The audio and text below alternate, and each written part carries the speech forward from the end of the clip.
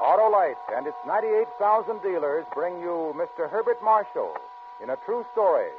Tonight's presentation of Suspense.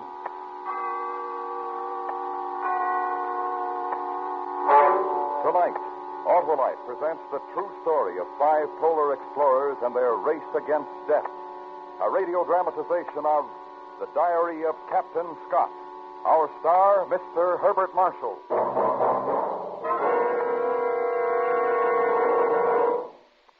Hey, Wilcox, you're under arrest. What for, For Sheriff? helping make a fast getaway, that's what for. Oh, not I, Sheriff. It's those ignition-engineered Autolite spark plugs in my car.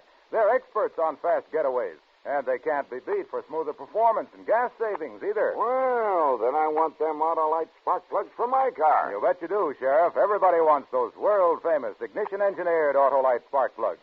So why not have your neighborhood Autolite spark plug dealer check the exact condition of your spark plugs with his exclusive Autolite plug check indicator? And if they're worn out or wrong for your style of driving, he'll recommend those gas-saving, super-smooth, ignition-engineered Autolite spark plugs. How do I find my nearest Autolite spark plug dealer, Wilcox? Why, just phone Western Union by number and ask for Operator 25. She'll gladly tell you the location of your nearest Autolite spark plug dealer. And remember, from bumper to tail light, you're always right with Autolite. And now, with The Diary of Captain Scott and the performance of Mr. Herbert Marshall, Autolite hopes once again to keep you in suspense.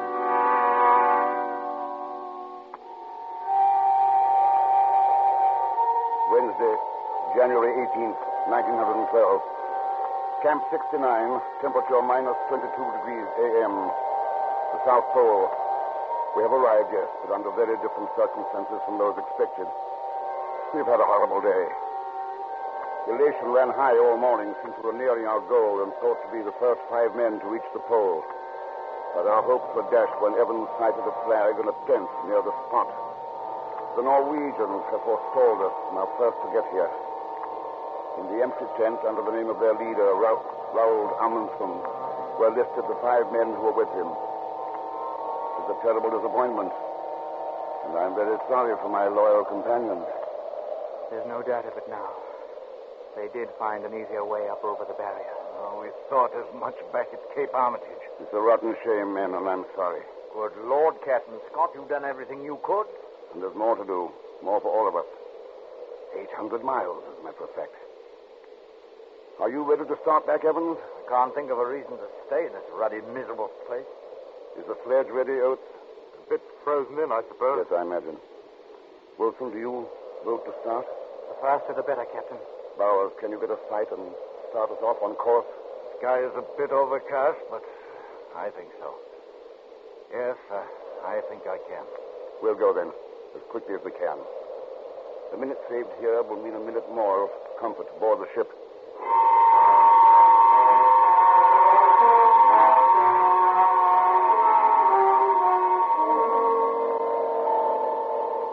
January 18th, temperature minus 26 p.m. The moment of departure is here. It is impossible to collect our thoughts since few of them are voiced. But I know the same are with all of us.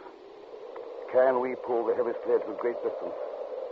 800 miles over trackless, windswept barrier and drift. Can we find the carefully arranged supply camp we left on our trail? Can we trust our navigation instruments? Can we survive?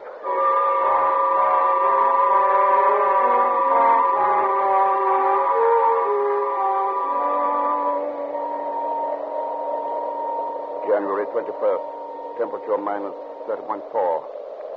This morning, while freeing the sledge from the ice, Evans smashed his hand.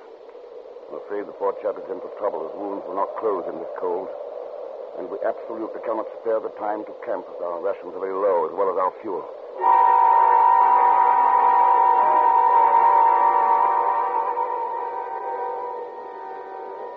January 28th, night camp.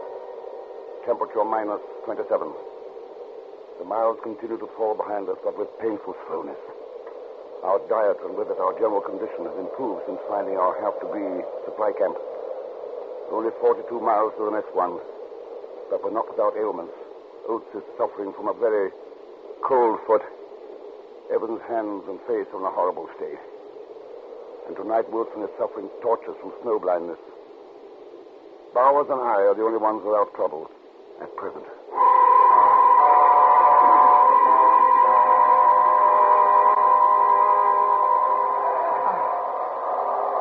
Oh, wait. Hold on. I've got to rest. Don't try to help, Evans. Just hold to the sledge. I wasn't helping, Captain. I've got to rest anyway. I get dizzy. Dora, don't sit down, Evans. Step on your feet. Can't we put him in his sleeping bag and put him on the sledge? No, I won't do that. We can pull him. I won't do it.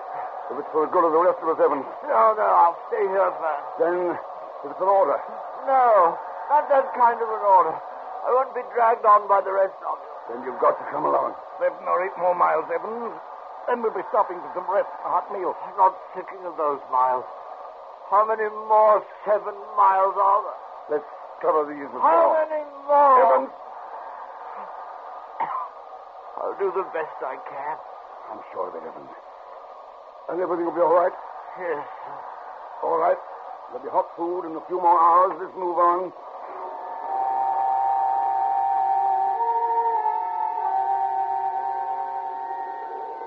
February 11th, temperature minus 26.2. The worst day we've had during the trip, and greatly owing to our own fault. We started on a wretched surface, pulling on sledge. The light was horrible. Dull by fog, it made everything look fantastic. As we went on, the light grew worse, and we found ourselves in pressure.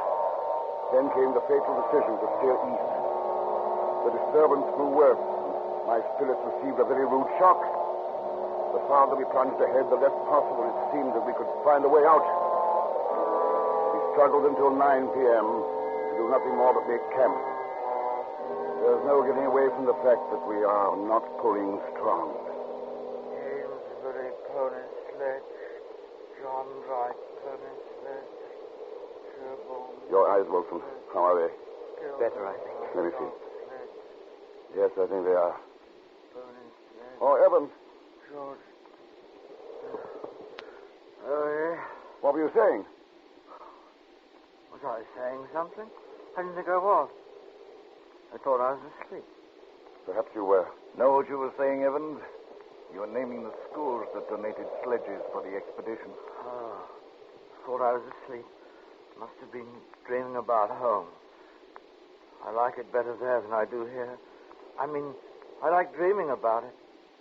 I like it. Get as much rest as you can, Evans. We'll want an early start. Oates, how's your foot?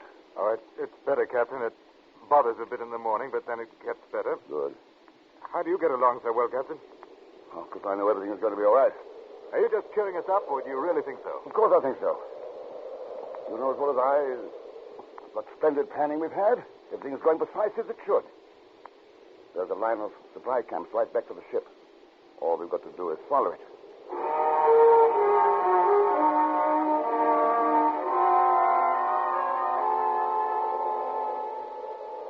February 17th, a very terrible day, although we got out of the turmoil. Evans looked a little better after a good sleep and declared he was all right. He started in his place on the traces, but half an hour later, he had to leave the sledge and follow behind. At the first rest stop, he came up very slowly.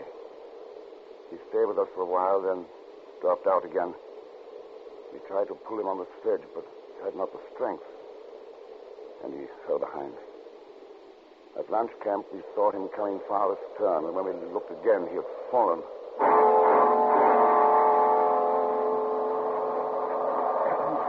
Evans? Is he alive? Wait. There. Get him to his feet. Get him moving. Come on, Evans. Evans. Oh, no. Let me go. Walk, Evans. Walk, man. Walk, Evans. I don't want to go. Don't get the others, Bowers. Bring the sledge. Right. Evans. Evans, listen to me. You can't lie here. You've got to move. Evans, come on, get up. You have to do it. They can't lift you. Over there. Over there by the tree. Go fetch. Over there.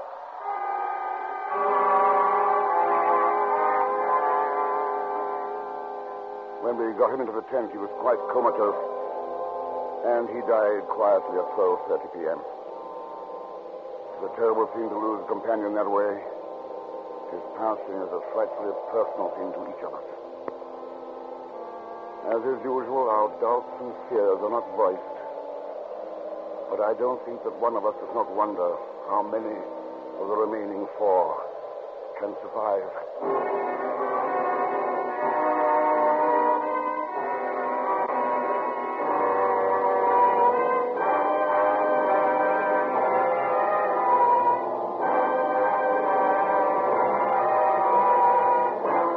Autolite is bringing you Mr. Herbert Marshall in The Diary of Captain Scott.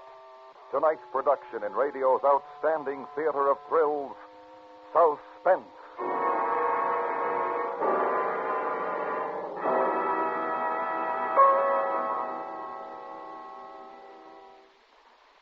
Hey, well, Torch. Are them Autolite spark plugs really as slick as I hear tell? You bet they are, Sheriff. You see, Autolite spark plugs are designed by the same Autolite engineers who designed the coil, distributor, starting motor, generator, and all the other important parts of the complete ignition systems used as original equipment on many leading makes of our finest cars, trucks, and tractors. Well, what about that Autolite resistor spark plug? Why, Sheriff, that Autolite resistor spark plug gives double life, greater gas savings, and smoother performance as compared to spark plugs without a built-in resistor.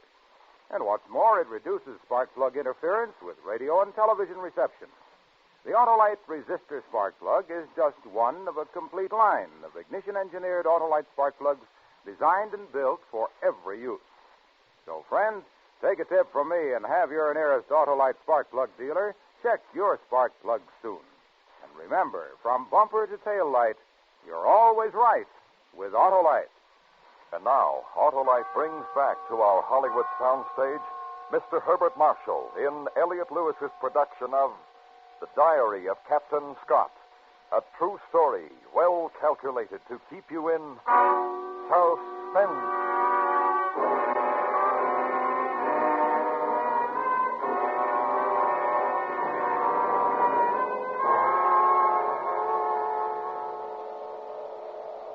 February 22nd, night camp. Temperature minus 22.9. They're a little dark. We have in for a rotten, critical time going home. And the lateness of the seas may make it rather serious. We never won a march of 8.5 miles with greater difficulty than we did today. We've come now a bit more than half the distance, which leaves almost 400 distressing miles of dragging still before us. On the bright side, we found another supply camp and 10 full days of provisions and have less than 70 miles to the next camp.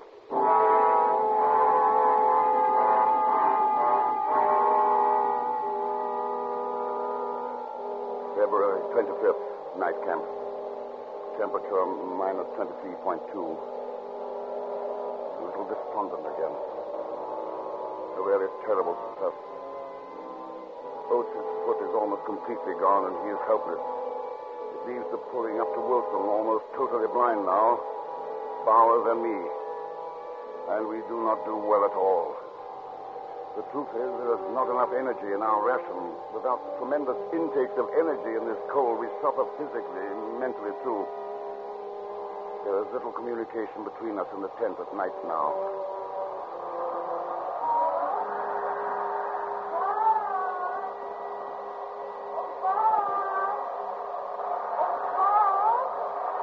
Yes? What is it, Scott? Well, I thought I heard something. I thought you said something, didn't you?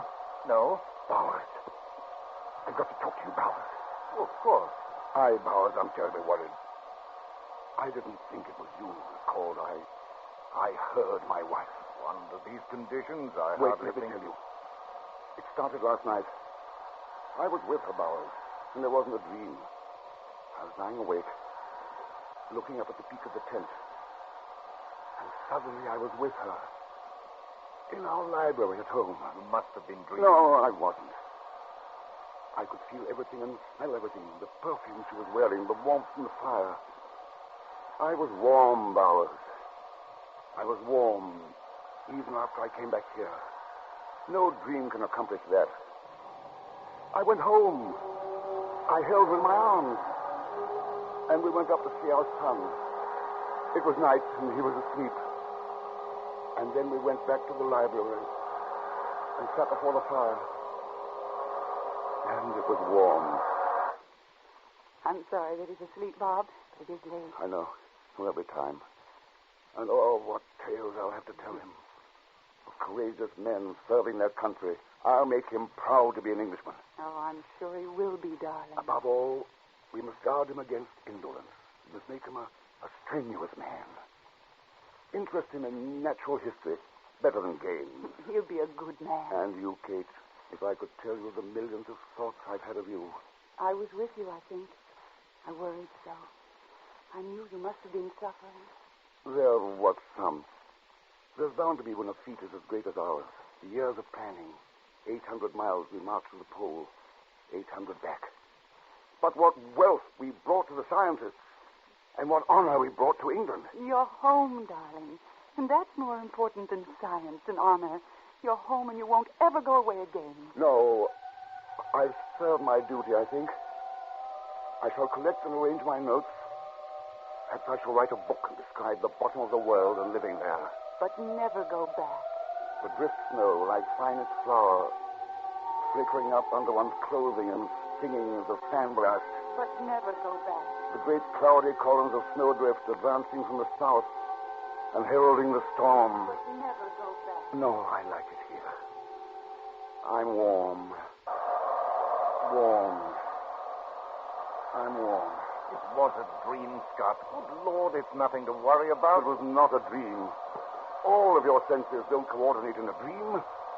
You don't smell and touch and feel. Well, I've told you. If it's the first sign of a breakdown, I wanted you to know. Oh, of course it isn't. You're in splendid shape. Thanks, Bowers.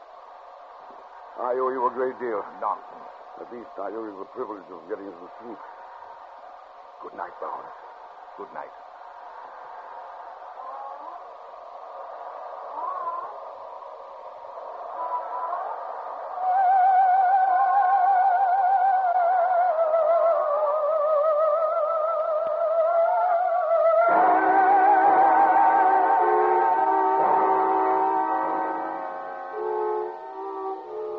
March 1st. Lunch. Very cold last night. Minimum minus 41.5. But our fortunes have changed. At least the future looks brighter. Bauer's excellent navigating has kept us precisely on course, and on it we found an unexpected supply tent containing rations and a note addressed to me. The men back at the Cape had taken it upon themselves to change plans, for which we are happy. The next camp, we expected only supplies, has been enlarged and manned. We are to be met there with dog sledges. At that point, our dragging days are finished. And only 24 and a half miles away.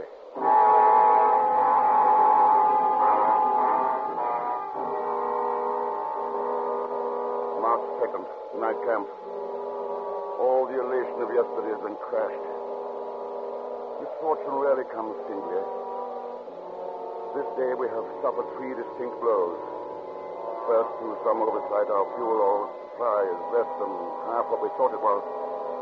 Second, Titus Oates disclosed his feet. They show very bad indeed. They will never be saved. Lastly, the weather has turned on us. Blizzard conditions are extreme. We are in a very tight place indeed. But none of us is despondent, or at least none shows it.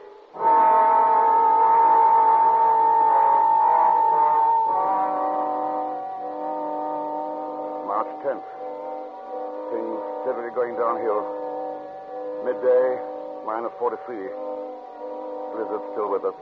Oates unable to go on, so camped at noon. Have covered only 11 miles in the 8 days past. Captain. Yes, Oates. It's quite difficult to say this without sounding heroic, but I'm going to die, and I know it. No, you aren't, Oates. You mustn't talk like that. It's no good, Captain. I know I am, and I'm not afraid. Stop that, Oates. I know what I'm saying. And the quicker it happens, the better. I'm not going to hold the rest of you back. I know how I felt about poor Evans. He was holding us back, and I knew he was going to die, and I was angry at him for keeping on as long as he did. Oates! What kind of talk is that, Oates? Oh, it's the truth, and I don't care. When he was holding us back and I knew there was no chance of him, I wanted him to die. Well, I don't know what the rest of you were thinking, but that's what I was. And now I'm holding you back. And I won't have that. I want you to leave me. We'll not leave you, Oates. Please, Captain. I'm not afraid. I'd like to go. I'm tired and it hurts, and I'd like to go to sleep and not wake up. I've no family to leave like the rest of you. We won't leave you, Oates. You know that. I want it that way. I'll get in my sleeping bag and I'll go to sleep. I'm not afraid. I want to. We can't do that, Oates. Even if we agreed with you, we couldn't leave you. Please, Captain, you know I'm right. All of you know. Please, Captain. Please.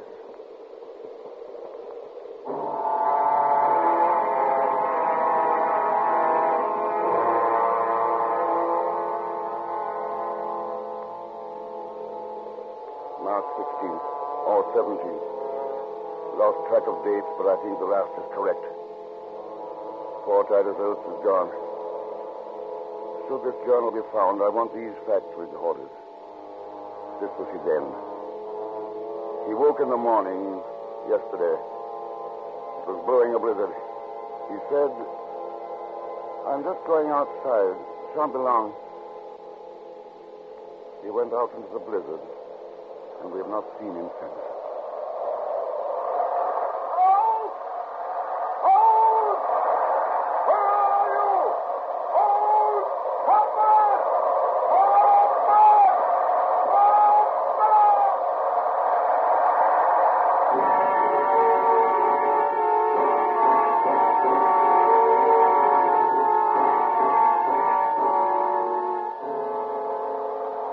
March 18th, nightcap.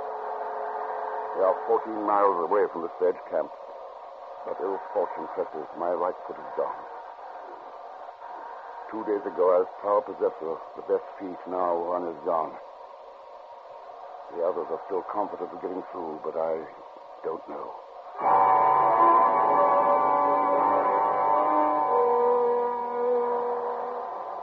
March 21st. Got within 11 miles of Dog Sledge Camp yesterday. The blizzard forced us to lay up. We cannot move against it. We do not dare to leave the tent. We would surely die if we did. Bob? Oh, Bob? Here I am, Bob. Here I am. Here I am, Bob, over here. Oh, I didn't see you. Oh, so nice in the sun. I thought I'd sit out for a bit. Too nice. Nothing like this at your precious South Pole. No, nothing like this. Down there, even when the sun is high, it's always weak and diffused. And because of the reflection from the ice from every side, there never is a definite shadow, always a number of shadows of any man or object. I think you love it. No, I hate it. 5 men march to the pole, and they say they've conquered it. But they haven't. It will conquer them. You'll never go back, will you? No. I didn't want you to go, remember? I was afraid you wouldn't come back. Do you remember when I said that? Yes, I remember. And I laughed at you, didn't I? I was such a coward. I laughed and told you that I would conquer it. Just for you. That I would name a glacier for you. And I asked you how a woman should act when a glacier is named after her. Well, I didn't name a glacier for you, but I thought of you, Kate. I thought and dreamed of you so often. It's important that you know that. It's important that you know that. I think of you constantly. You and our son. He must be active. He must be strong. And you must protect him, and he must protect you. Scott. Kate, I love you. If this... Scott! Why, yes, Bowers. Wilson is dead. Oh, Wilson. Oh, Wilson is dead.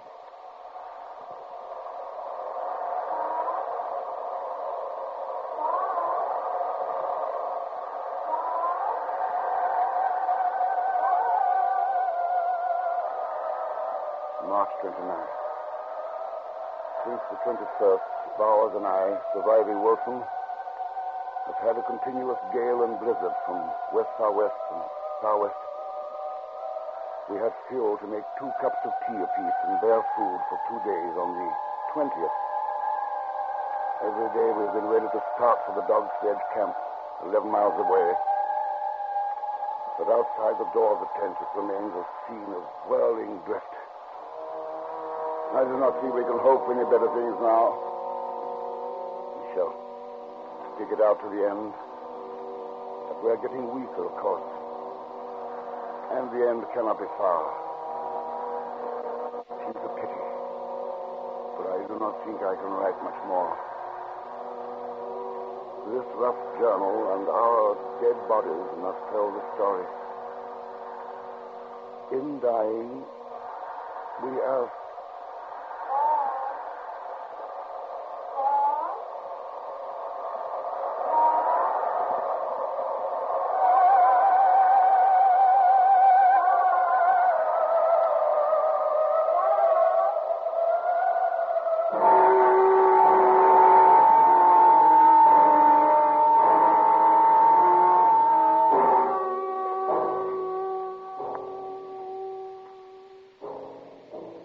Following year, an expedition formed by Captain Scott's comrades at the main depot at Cape Armitage set out and found his body, along with that of Bowers and Wilson.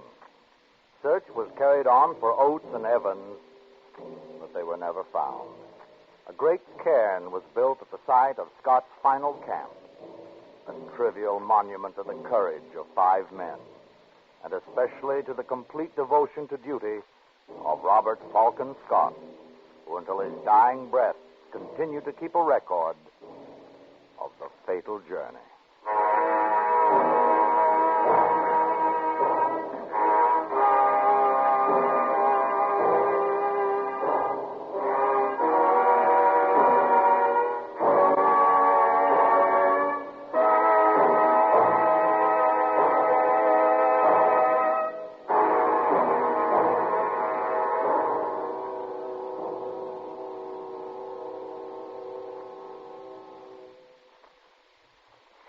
Suspense. A true story presented by Autolite. Tonight's star, Mr. Herbert Marshall. And once again, here is Mr. Marshall. Bart, we enjoyed your performance as Captain Scott, and we hope you'll be back with us again soon. Thank you, Harlow. All you have to do is to ask me.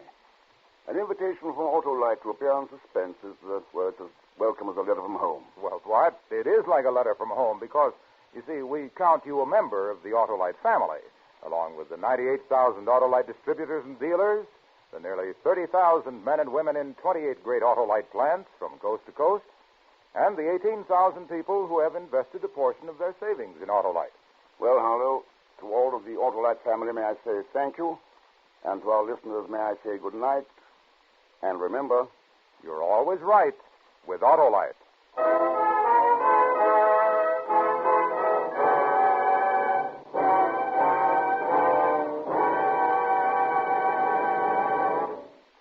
Next week, another true story about an almost legendary man.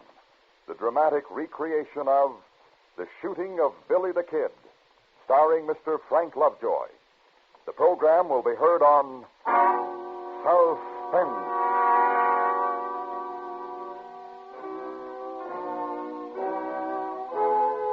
Suspense is produced and directed by Elliott Lewis, with music composed by Lucian Morwick and conducted by Lud Gluskin. The soloist tonight was Eloise.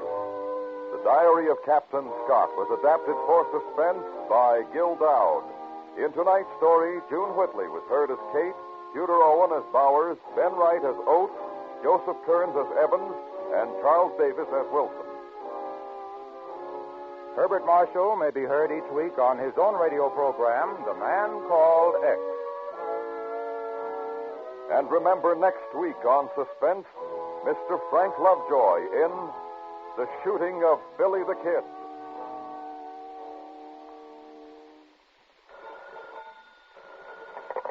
For the location of your nearest Autolite spark plug or Autolite battery dealer, or your nearest authorized Autolite service station, phone Western Union by number and ask for Operator 25. Switch to Autolite. Good night. This is the CBS Radio Network.